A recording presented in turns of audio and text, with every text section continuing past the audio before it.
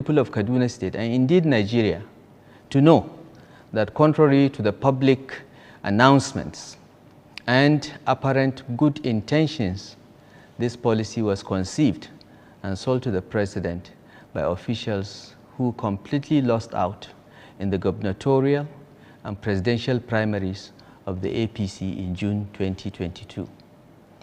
Once Ajaero Bola Ahmed Tinubu emerged as the candidate in June 2022 and subsequently did not pick one of them as his running mate, this currency redesign policy was conceived to ensure that the APC presidential candidate is deprived of what they allege is a humongous war chest.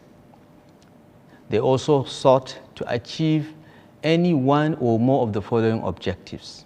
Number one, to create a nationwide shortage of cash so that citizens are incited to vote against APC candidates across the board, resulting in massive losses for the party in all the elections.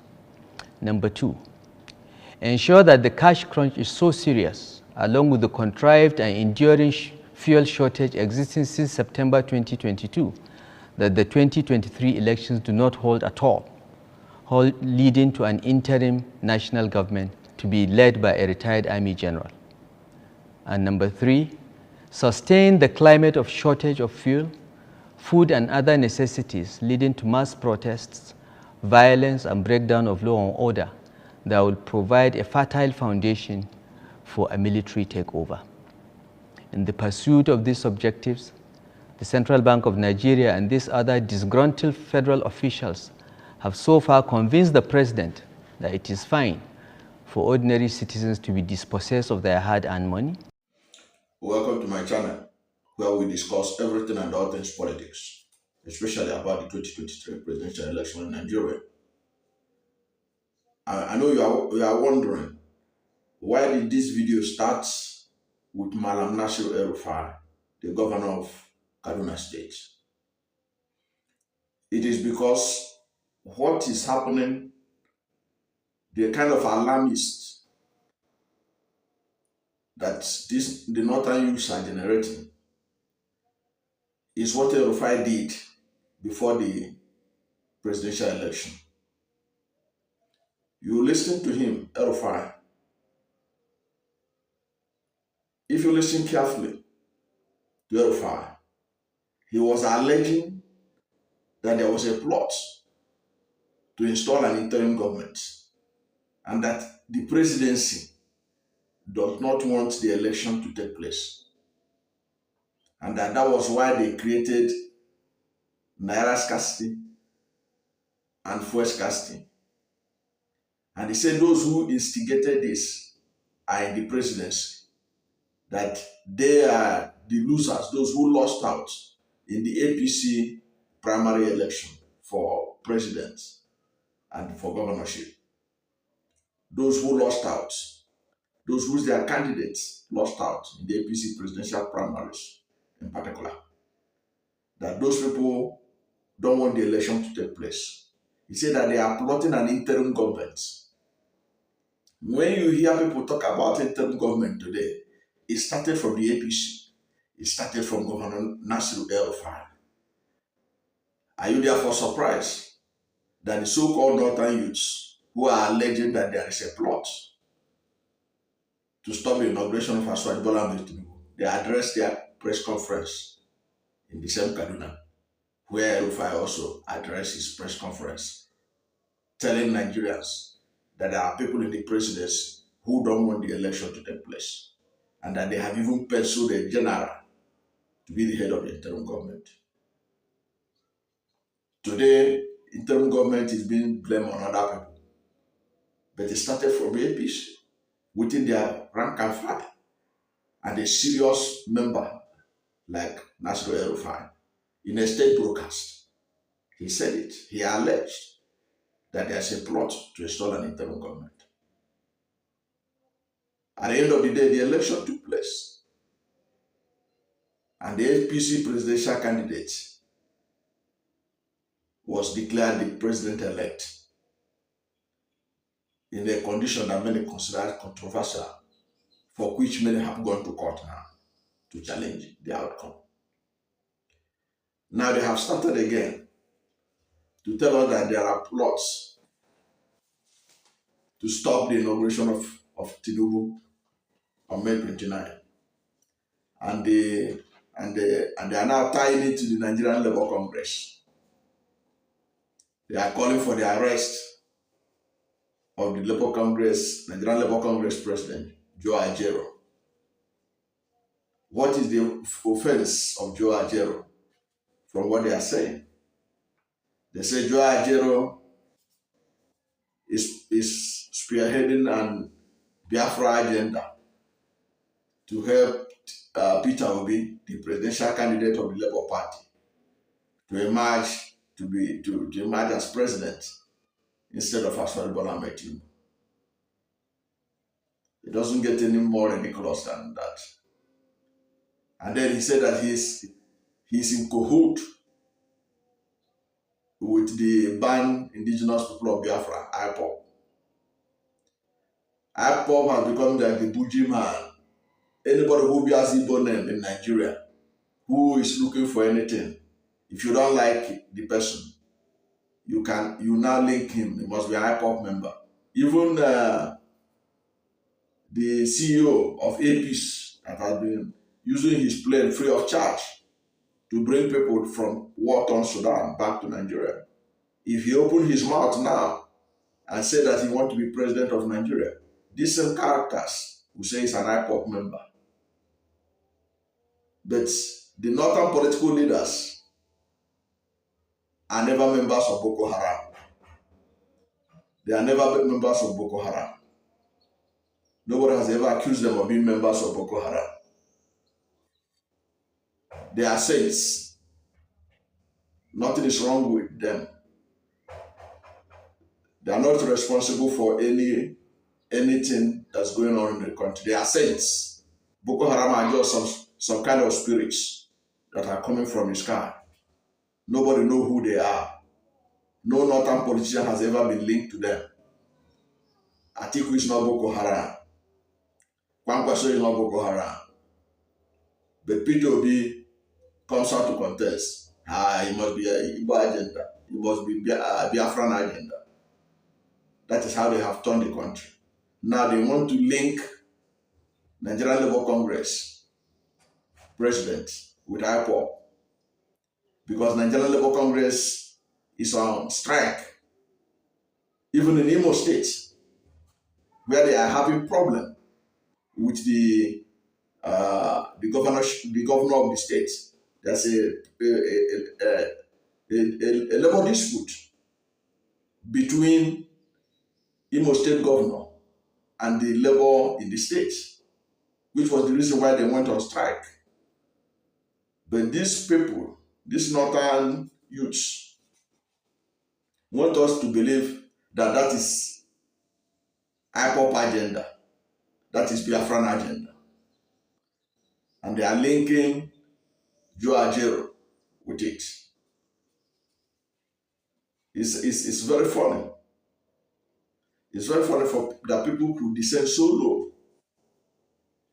If you want to talk about there is threats to stop Asuaju's inauguration, how does IPOB get into it? How does IPOB got into stopping the inauguration? Is IPOB, are they members of APC that El-Rufai was telling us there that they are in the presidency, who don't want the election to take place, who caused the Naira and fuel scarcity at the run-up to the election? So how does IPOB got to do, what has IPOB got to do with this issue? Can IPOB go to court to stop the inauguration of Bola Ahmed Tinubu? On what ground? So they were just spewing a lot of something that doesn't make sense. You are linking Nigerian Labour Congress with a plot to stop the inauguration. There is no evidence of that at all. Even the allegation they made, they couldn't provide any concrete proof. Except that because Ajaero is from Imo State and the IPOB is believed to operate in the southeast, therefore they must be in cahoot with each other to have a particular agenda. If Ajaero was an IPOB member, how did he manage to emerge as the president of Nigerian Labour Congress? So Nigerian Labour Congress people that voted for him to become president, they are all fools. They couldn't have known that he is an IPOB sympathizer. Like Ajaero rightly answered them, it's a pure cheap blackmail. And then they went to the ridiculous extent of saying, why that, to show that the agenda they are pursuing is ethnic, is a Biafran agenda. That why did Ajaero invite only peterobi to the May Day parade of the Labour Congress, and they didn't invite other people, including the number one Labour in the country, President Muhammadu Buhari. But in that parade, Minister of Labour and Productivity represented Buhari there. What was Ngige, the Minister of Labour, doing there? He was a representative of the president. And for you who is saying, why was peterobi there? Peterobi was there because the Nigerian Labour Congress are the owners of the Nigerian Labour Party, of the Labour Party. They are the ones that registered Labour Party. Labour Party is their own. So peterobi was there to celebrate with them because he is their flag bearer. He is the flag bearer of the Nigerian Labour Party, which is owned by the Nigerian Labour Congress. They are the ones that registered our political party. And they have told us the reason why they did that. They did that because they know, they say according to them, to make sure that the party, because the other political parties in Nigeria has failed Nigerian Labour people. So they decided to form their own political party. And peterobi happens to be their presidential candidate. He was not there as an ordinary politician. He was there as one of them. peterobi was one of their own, their candidates. And you can see that they have been throwing their support to him right from day one because he is their candidate. So it therefore doesn't make sense, if not a display of gross ignorance, to ask why the Labour Party presidential candidate was invited to a Labour program. Of course, he has to be there. He has to be there. Other political parties are not Labour related. NNPP is not Labour related. PDP is not Labour related. APC is not Labour related.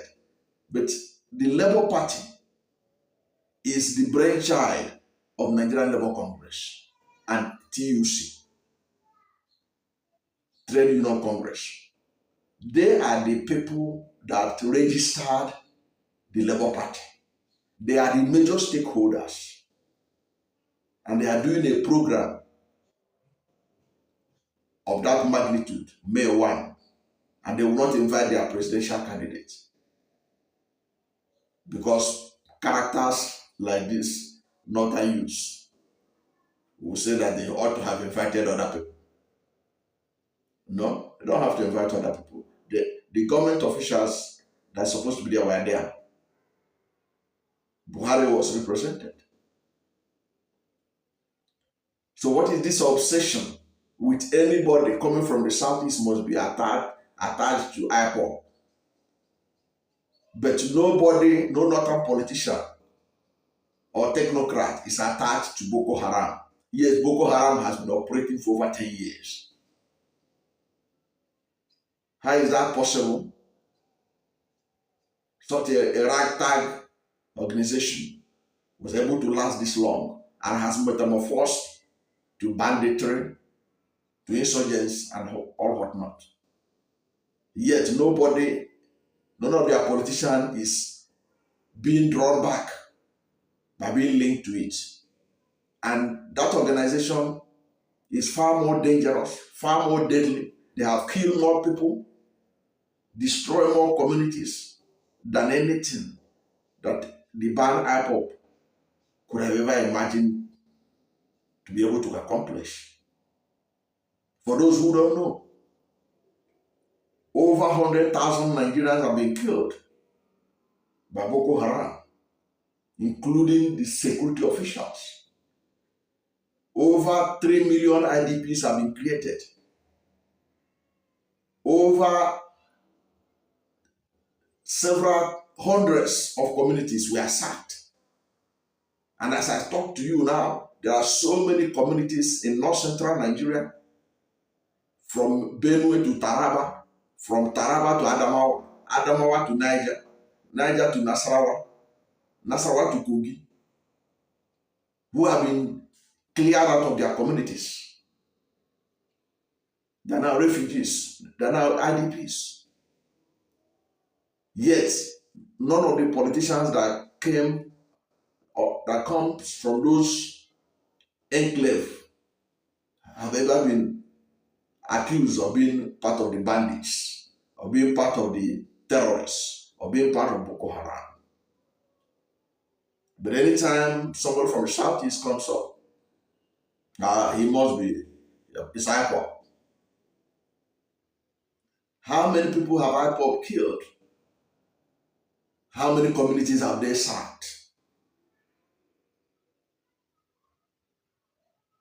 That people have this obsession of linking them to every other thing that comes out from the southeast, to the level of saying that they are the ones that are plotting to stop the inauguration of President Bola Ahmed Tinubu. How could they be able to do that when we know and President Muhammad Buhari has vowed that nothing will stop the inauguration? So it is IPOB that will stop it, and they will do it with Labour Congress, with Nigerian Labour Congress, as a Biafran agenda. It doesn't really make sense. It doesn't show deep thinking by those who are spewing this kind of propaganda, because I don't see what they hope to get from it. It is only the courts that could be able to stop the inauguration. No other authority can stop the inauguration of President Bola Ahmed Tinubu except the court. That is the truth. Nobody can stop it. Even Buhari himself cannot stop it. He cannot stop the inauguration unless the court stops it, and Buhari will be forced to obey the court order. Or he can as well decide to disregard it. After all, during the issue of Naira scarcity and all that, there were pronouncements by the Supreme Court that Buhari ignored.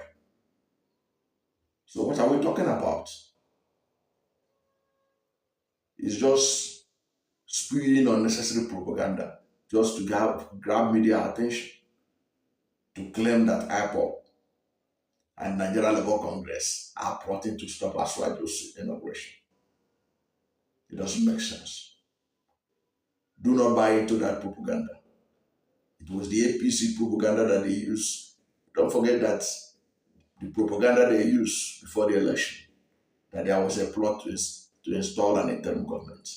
Today, people are not talking about interim government. That some people don't want Aswad to be sworn in because they want interim government. They are now accusing other people of being behind the interim government. But it was APC member that accused APC members of being behind the interim government before the election. After the election, it is now other political parties. It's Labour Party. It's Nigerian Labour Congress. They are now the ones that want to stop the inauguration of President Bola Ahmed Tinubu. That's what they want us to believe. That's what they want you to believe. Don't buy into that hogwash. Thank you for watching this video. And if you are new to my channel and you have not yet subscribed to my channel, please subscribe to my channel. Hit the subscription button, hit the notification bell. When you subscribe to my channel and hit the notification bell, anytime I have a new video, you'll be among the first to know. God bless you. And don't forget to like this video, because when you like it, God will rank it high and recommend it for more people to watch. Thank you, and God bless you and yours.